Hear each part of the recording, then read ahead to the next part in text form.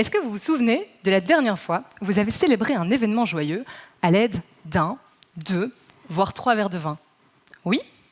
Une fois passé le sentiment de bien-être général, il est possible que vous ayez commencé à vous sentir fébrile, qu'un début de nausée vous ait envahi et qu'une sensation de vertige vous ait donné cette terrible impression que la pièce elle-même était en train de tournoyer autour de vous. Eh bien, cette sensation vertigineuse, des milliers de personnes la vivent au quotidien en Belgique, et sans forcément avoir bu une seule goutte d'alcool, après un accident, une infection ou une maladie génétique, par exemple. Chez les personnes sourdes et malentendantes, c'est encore plus fréquent, malheureusement. C'est parce que leur dysfonctionnement auditif s'accompagne régulièrement d'un petit problème, d'une structure de l'oreille interne appelée système vestibulaire. Avec nos yeux et notre sens du toucher, ce système est responsable du bon maintien de notre équilibre.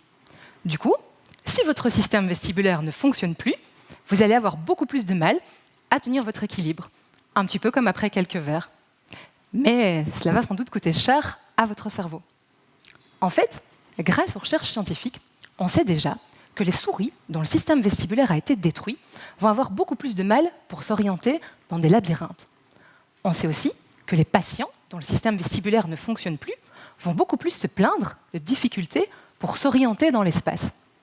Ce que l'on ne sait pas encore, c'est le prix exact à payer par notre cerveau pour compenser ces problèmes d'équilibre. Car on va devoir beaucoup plus se servir de ses yeux et de notre sens du toucher.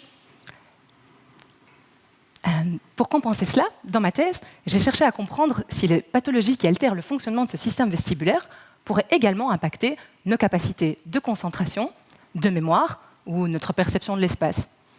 Pour cela, je me suis intéressée à certaines populations de patients beaucoup plus fragiles, comme les enfants sourds et malentendants, qui ont besoin de toute leur concentration lorsque leur système ne fonctionne plus et qu'ils ont besoin notamment de se concentrer très fort lorsqu'ils vont essayer d'étudier la langue des signes dans leur parcours scolaire. Dans ma thèse, j'ai eu l'occasion de créer et de valider de nouveaux outils de mesure cognitive qui, je l'espère, permettront à terme de mieux comprendre et ainsi de soulager ces patients qui souffrent de troubles de l'équilibre. Mais en attendant de le savoir, la prochaine fois que vous célébrerez un événement joyeux à l'aide d'un, 2 ou 3 verres, n'oubliez pas, si ça tourne, ça pourrait aussi vous coûter cher.